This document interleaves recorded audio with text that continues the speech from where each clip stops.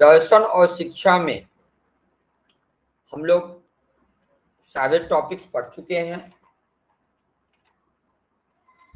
इसमें जो बचे हुए टॉपिक है भारतीय दार्शनिक विचारक रविन्द्रनाथ टैगोर, महात्मा गांधी, स्वामी विवेकानंद, अरविंद घोष, जे कृष्णमूर्ति और गिजू भाई बधेका।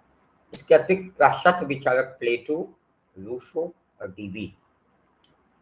हम लोग स्वामी विवेकानंद के बारे में पूरा पढ़ चुके हैं। अब हम लोग आते हैं गिजू भाई बधेका के संबंध में। ये अपने बीपीएससी हेडमास्टर वाले में भी हैं और हेड टीचर में भी है गिजू भाई बधेका।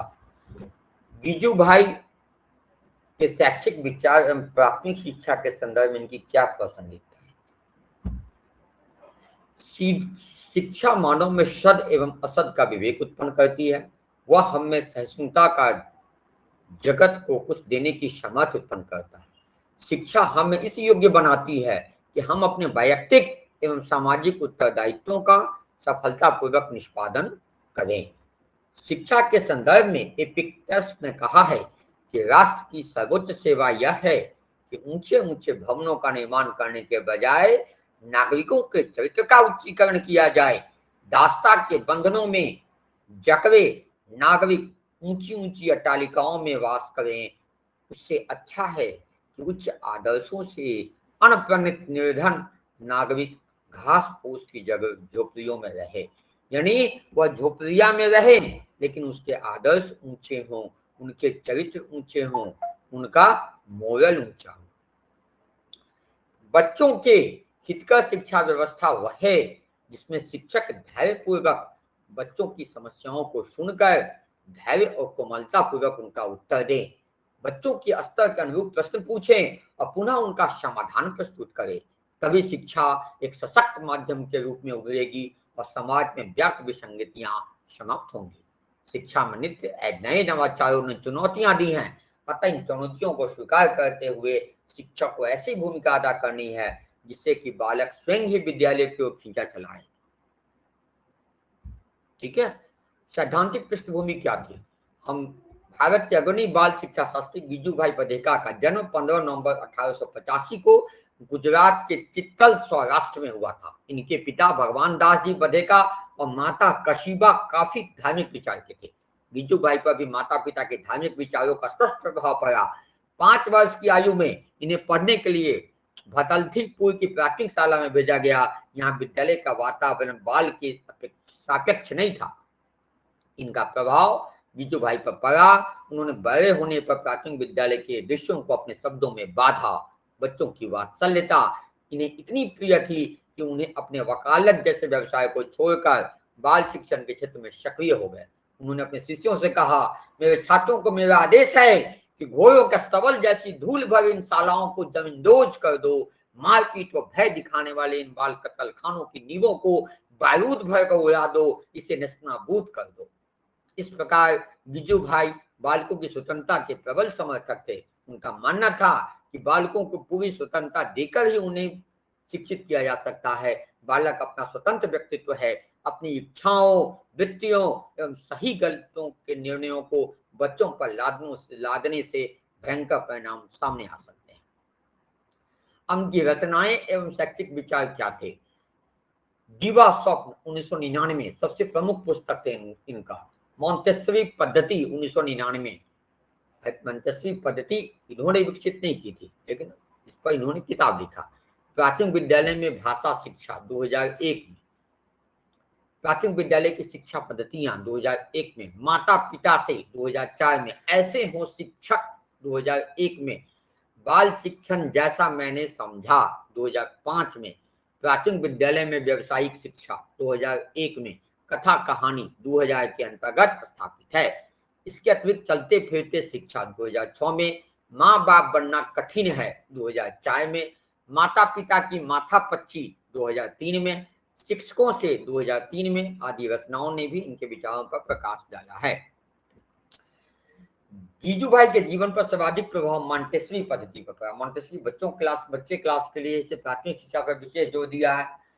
मॉन्टेसरी पद्धति सिर्फ एक शिक्षण पद्धति नहीं है अपितु जीवन का एक दर्शन है। यह एक नई दृष्टि तथा एक नया प्रकार है जो शिक्षक में एक नई पद्धति तथा नए आदर्शों का शुभारंभ करता है, शिक्षक की प्रतिष्ठा में अभिवृद्धि करता है, सामाजिक निर्माण की भूमिका नए सिरे से निर्मित करता है, मनोविज्ञान को नई दृष्टि प्रदान करता है, व्यक्ति व्यक्ति, समाज समाज एवं राष्ट्र राष्ट्र के बीच संबंधों की नई कड़ियां जोड़ता है तथा मनुष्य की शक्ति और उसके चरित्र की सफलता का नया मूल्यांकन करता है।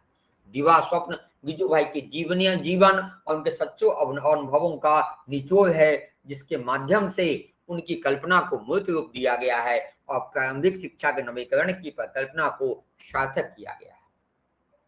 आज यह बात सामान्य है कि जो बालक मानसिक रूप से स्वस्थ हैं वह हर काम करने की क्षमता रखता है, अर्थात उसे पूर्ण विकसित समझना चाहिए, जो कि कुशल और चतुर दोनों ही होगा। उसमें संकल्प की दृढ़ता होगी, विचारों में स्थिरता होगी और उसका व्यक्तित्व विशाल होगा। उसमें जिज्ञासा और ज्ञानार्जन की प्रवृत्ति का बाहुल्य होगा और यदि वे दोनों प्रवृत्तियां अनुकूल स्थिति में चली हो तो निश्चित ही अपने जीवन में सफल सिद्ध होगा। आवश्यकता इस बात की है कि बालक का विकास सही वातावरण में किया जाए, तब उसे चाहे जिस भी तरह का बनाया जा सकता है वो अपनी दिशा में शीर्ष स्थान पर पहुंच जाएगा। बालक के लिए दरअसल यह आवश्यकता नहीं होता कि उसके लिए सारे साधन आप जुटा दें या उसका हर काम हर गुत्थी आप सुलझा दें, वह यह पसंद नहीं करता। उसे तो स्वयं भी कोई काम करके देखने की उत्कंठा होती है और इसलिए वह इसमें किसी भी प्रकार का हस्तक्षेप पसंद नहीं करता। वह तो केवल ऐसा वातावरण चाहता है जिससे उसकी कल्पना मुक्त होकर विकसित हो सके, जिसमें उसके विचार स्वतंत्र होकर प्रकट हो सके और जिससे वह निर्भय होकर अपने विश्लेषणवादी प्रवृत्ति के आधार पर हर काम को स्वयं करके देख सके। जीजू भाई के अनुसार शिक्षा ऐसी होनी चाहिए जो बालक को स्वावलंबी बनावे, निर्भय बनाए, सृजनशील बनाए, हुनरमंद बनाए और अभिव्यक्तिशील बनाए।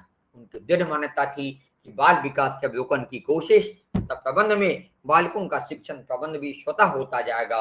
इस प्रकार गिजू भाई का संपूर्ण शिक्षा दर्शन बालक के इर्द गिर्द घूमता है। उनकी स्वाभाविक वृत्तियों का सही तरीके से विकास करना ही शिक्षा का प्रमुख उद्देश्य है।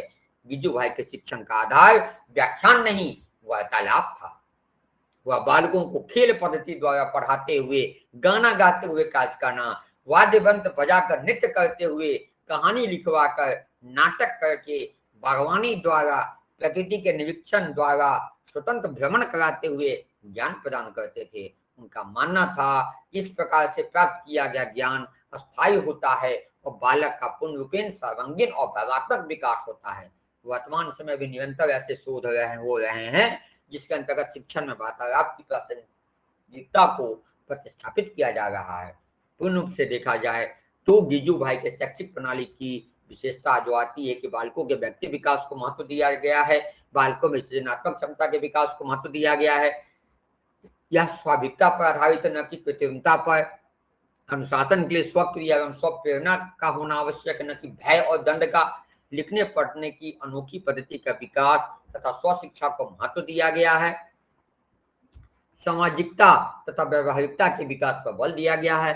शिक्षक की भूमिका एक मित्र, सहायक तथा प्रदर्शक के रूप में प्रतिस्थापित की गई है।